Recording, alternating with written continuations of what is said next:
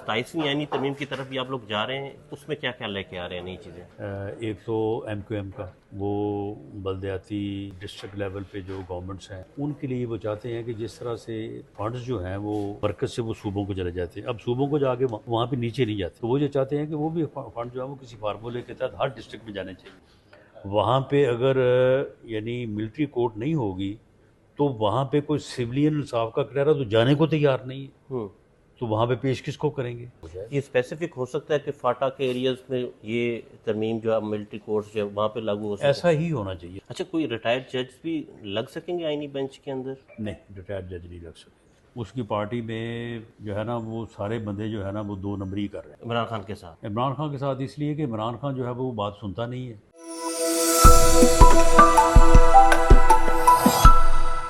پنجاب کے صدر رانا ثناء اللہ ہمارے ساتھ موجود ہیں، وزیر اعظم کے مشیر بھی ہیں۔ رانا صاحب کیا کہیں گے، 26ویں آئینی ترمیم پاس ہو گئی ہے اور 27ویں آئینی ترمیم کی طرف بھی آپ لوگ جا رہے ہیں، اس میں کیا کیا لے کے آ رہے ہیں نئی چیزیں؟ جی، اس میں 27ویں جو آئینی ترمیم ہے اس میں بعض پارٹیز کے مطالبات ایسے تھے کہ جن کے متعلق پھر پرائم منسٹر نے ان سے وعدہ کیا ہے کہ ہم اس کے بعد اس کو دیکھیں گے۔ ایک تو MQM کا وہ بلدیاتی یا ڈسٹرکٹ لیول پہ جو گورنمنٹس ہیں ان کے لیے وہ چاہتے ہیں کہ جس طرح سے فنڈز جو ہیں وہ ایک خاص فارمولہ ہے اور مرکز سے وہ صوبوں کو چلے جاتے ہیں، اب صوبوں کو جا کے وہاں پہ نیچے نہیں جاتے، جی، تو وہ جو چاہتے ہیں کہ وہ بھی فنڈ جو ہے وہ کسی فارمولے کے تحت ہر ڈسٹرکٹ میں جانے چاہیے۔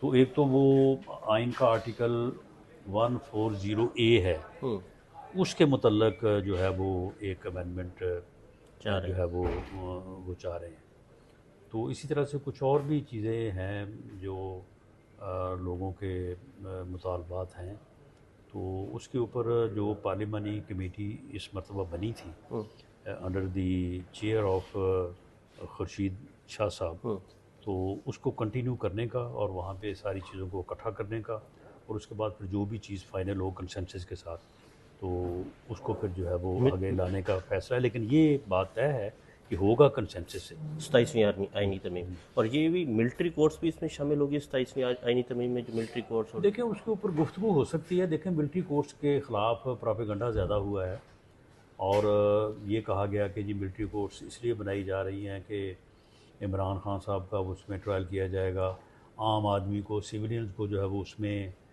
جو ہے وہ پروسیکیوٹ کیا جائے گا، حالانکہ ایسی بات نہیں ہے اور ایسا ہونا بھی نہیں چاہیے۔ معاملہ یہ ہے کہ اب آپ دیکھیں کہ جو لوگ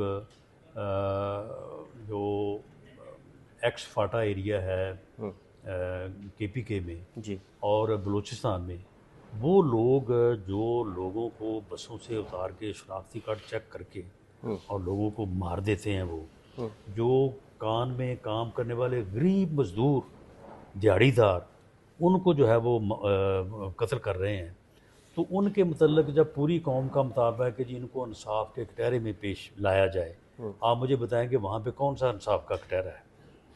وہاں پہ اگر یعنی ملٹری کورٹ نہیں ہوگی تو وہاں پہ کوئی سولین انصاف کا کٹہرا تو جانے کو تیار نہیں ہے، تو وہاں پہ پیش کس کو کریں گے؟ تو بعض معاملات ایسے ہیں کہ جن کے لیے جو ہے وہ سن سیٹ کلاز کے تحت کچھ نہ کچھ کرنا پڑے گا، ورنہ پھر دیکھیں یہ بے گناہ لوگوں کا جو قتل عام ہو رہا ہے اور جس طرح سے ظلم ہو رہا ہے، تو اس کو آپ یہ تو نہیں کہہ سکتے کہ جی بس ٹھیک ہے آپ اس کے اوپر جو ہے وہ کوئی سسٹم جو ہے وہ قائم نہ کریں۔ تو اس طرح کی ڈسکشن ہے، اس کے اوپر اگر کنسنسس ہو جائے گا تو پھر ہو جائے گا۔ یہ اسپیسیفک ہو سکتا ہے کہ فاٹا کے ایریاز میں یہ ترمیم جو ہے ملٹری کورٹس جو ہے وہاں پہ لاگو ہو سکتا ہے؟ ایسا ہی ہونا چاہیے، اسپیسیفک ہی ہونا چاہیے۔ اسپیسیفک آپ لوگ چاہ رہے ہیں کہ ملٹری کورٹس میں جو ہے ہو جانا ہے، لیکن وہ بھی اگر کنسنسس ہو۔ اچھا رانا صاحب، قاضی فائز عیسیٰ کے حوالے سے کہا جا رہا ہے کہ انہیں شاید کوئی چیف الیکشن کمیشنر بھی شاید بنایا جا سکتا ہے آئینی بینچ کا، میں تو وہ ریٹائرڈ آپ لوگ جج شامل کر رہے ہیں، آئینی بینچ میں بھی جائیں گے یا نہیں جائیں گے؟ نہیں، وہ نہیں بنے گا، چیف الیکشن یہ کمیشنر بھی نہیں بالکل بنے گے؟ میری بات آپ لکھ لیں کہ قاضی فیض عیسیٰ کو اس سلسلے میں بدنام تو بڑا کیا گیا، تو لیکن نہ وہ ایکسٹینشن قبول کرنے کو تیار تھا اور نہ ہی وہ اب کوئی جو ہے وہ آفس ایکسیپٹ کرے گا۔ اچھا، کوئی ریٹائرڈ جج بھی لگ سکیں گے آئینی بینچ کے اندر؟ نہیں، ریٹائرڈ جج نہیں لگ سکے۔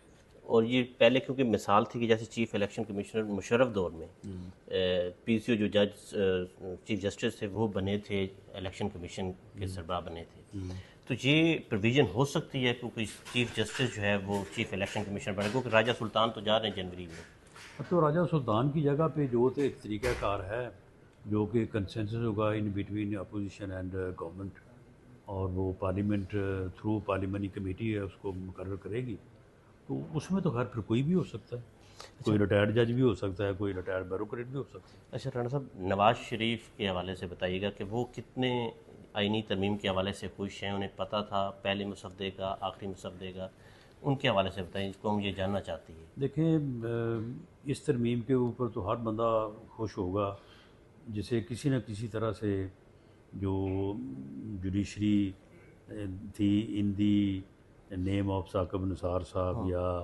آصف سعید کھوسہ صاحب یا ایون عطا بندیال صاحب، تو میاں نواز شریف صاحب نے تو بڑا نقصان اٹھایا ہے ان لوگوں سے، تو اس لیے وہ تو خوش ہوں گے ہی۔ پہلے آئینی مسودے پر میاں صاحب راضی تھے؟ نہیں، اس کے متعلق ابھی ان سے بات نہیں ہوئی تھی، لیکن اس میں جو ہے وہ آئینی مسودہ، جو مسودہ اوریجنل جسے مسودہ کہتے ہیں، وہ تو یعنی شنید ہی ہے نا کہ یہ تھا، وہ تو کسی نے اس کو اون کر کے پیش ہی نہیں کیا ابھی تک۔ اس کے بعد پھر نمبر 2 مسودہ آ گیا، پھر نمبر 3 آ گیا، تو وہ تو پھر مارکیٹ میں لوگوں نے اپنے مسودے بنا کے بھی بھیج دیے۔ تو اس لیے وہ تو اوریجنل جو مسودہ میڈیا میں سرکل کر رہا تھا ان دنوں میں، تو اس کے اوپر تو میرا خیال ہے کہ خوش ہونا مشکل تھا۔ نواز شریف خوش نہیں ہوتے؟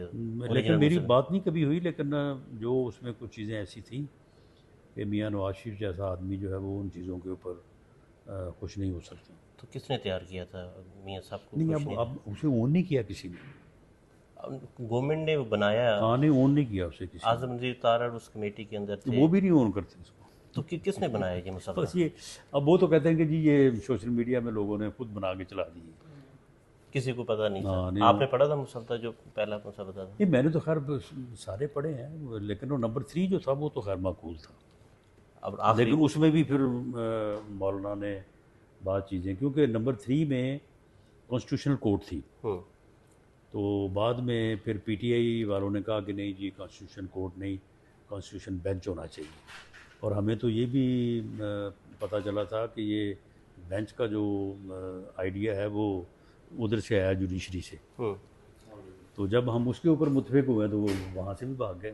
اچھا رانا صاحب، آخری سوال آپ سے کہ عمران خان کے حوالے سے کیا پریڈکٹ کر رہے ہیں؟ بڑے سے زیر سیاستدان ہیں، کیا ہونے جا رہا ہے؟ عمران خان باہر آ رہے ہیں، کوئی ڈیل ہو رہی ہے، گورنمنٹ کرنا چاہ رہی ہے، مذاکرات کرنا چاہ رہی ہے عمران خان سے؟ دیکھیں عمران خان صاحب جو ہے نا وہ اپنے رویے کی وجہ سے جو ہے نا وہ اپنا بھی نقصان کر رہے ہیں، اور اس کے ساتھ ساتھ پھر ملک کی سیاست کا نقصان تو ہے ہی ہے۔ ایک بڑی پارٹی یا ایک لیڈر جو ہے وہ اگر وہ یہ رویہ اپنائے گا سیاست میں، غیر سیاسی رویہ، تو اس کا پھر نقصان تو سب کو ہو سکتا ہے۔ معاملہ یہ ہے کہ پی ٹی آئی یا عمران خان صاحب وہ پارلیمنٹ کے رستے جمہوریت کے ذریعے انقلاب لانا چاہتے ہیں، تو یہ نہیں آ سکتا۔ پارلیمنٹ کے ذریعے، جمہوریت کے ذریعے انقلاب نہیں آ سکتا؟ جمہوریت جو ہے وہ انقلاب کی ضد ہے۔ جمہوریت نام ہے ایوولوشن کا، جمہوریت انقلاب نہیں ہے۔ پارلیمنٹ کے تھرو آپ ایوولوشنری پروسیس سے جو ہے وہ چیزوں کو ٹھیک کرتے ہیں، انقلاب تو چیز ہی اور ہے۔ اب آپ مجھے بتائیں کہ یہ 6 گھنٹے جو ہے وہ پارلیمنٹ میں تقریریں کرتے ہیں، اس کے بعد رات شام کو 8 ٹاک شو کرتے ہیں، اور پھر کہتے ہیں ہم نے انقلاب لانا ہے۔ یہ انقلاب کیسے آئے گا؟ انقلاب تو اس وقت آتا ہے کہ پتہ ہی نہیں ہوتا کہ کون کیا کر رہا ہے، کہاں پہ تنظیم ہو رہی ہے، کہاں پہ اسٹرگل ہو رہی ہے، اور وہ تو پھر ایک ہی دن پتہ چلتا ہے، وہ ہوتا ہے انقلاب۔ جس طرح سے ایران میں ہوا یا باقی ملکوں میں ہوا، تو یہ جو ہے یہ ہر وقت جو ہے وہ ڈیموکریٹک سیاست کرتے ہیں، اور دوسرا یہ ہے کہ کہتے ہیں کہ ہم نہ کسی کے ساتھ بیٹھیں گے، نہ کسی کے ساتھ بات کریں گے، نہ مذاکرات کریں گے، اور ہم انقلاب لائیں گے. اس طرح سے انقلاب نہیں آتا. اچھا، ان کی پارٹی کے حوالے سے بھی باتیں چل رہی تھی کہ انہوں نے خود گورنمنٹ کو کہا کہ عمران خان کی ملاقاتوں میں بندی لگائیں، ہمیں بار بار احتجاج کی طرف لے کے جاتے ہیں. ایسا تھا کہ ان کی جماعت کی طرف سے کچھ لوگوں نے یہ شنید ہے ان کی. ویسے پارٹی ہے اس کا بہت برا حال ہے. اس کی پارٹی میں جو ہے نا وہ سارے بندے جو ہے نا وہ 2 نمبری کر رہے ہیں عمران خان کے ساتھ. عمران خان کے ساتھ اس لیے کہ عمران خان جو ہے وہ بات سنتا نہیں ہے. تو اس کے معیار کے اوپر یہ پورا اترنے کے قابل نہیں ہے، جتنے جوگے نہیں ہیں. تو اس لیے یہ اس کے ساتھ بھی 2 نمبری کرتے ہیں. ادھر آگے باہر بھی یہی کرتے علی امین ہیں. گنڈا اب یہ جو مسودہ ہے نا انہوں نے سب نے بیٹھ کے تیار کروایا ہے.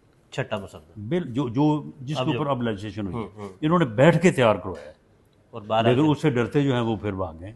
علی امین گنڈا پور کے حوالے سے بتائیں، جو وہ بات کر رہے تھے کہ وہ وہاں پر گئے اور انہوں نے وہاں سے نکل کے گاڑی لی، خیبر پختونخوا پہنچ گئے.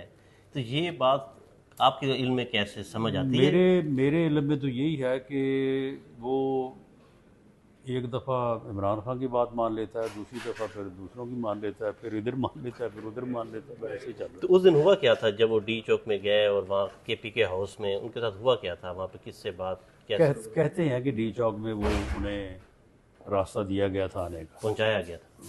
یعنی راستہ دیا گیا، پھر وہ پہنچ گئے وہاں پہ. لیکن انہوں نے وہاں پہ پہنچ کے عمران خان صاحب کو راضی کر لیا.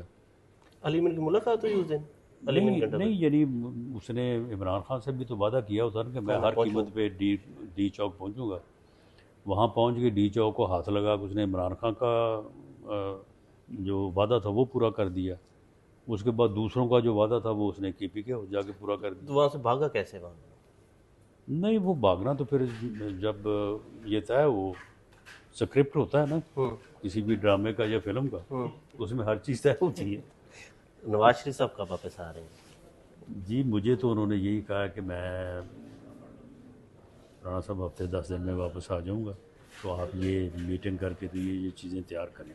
تو میرا خیال ہے ہفتے 10 دن میں 15 دن میں آ جائیں. بعد میں پبلک میں بھی نکل رہے ہیں کچھ جلسے جلوس، بلدیاتی الیکشن کی تیاریاں؟ ہاں وہ سارا کچھ ہی ہوگا. تیاری شاری کریں گے. ہاں بالکل. بہت شکریہ رانا صاحب.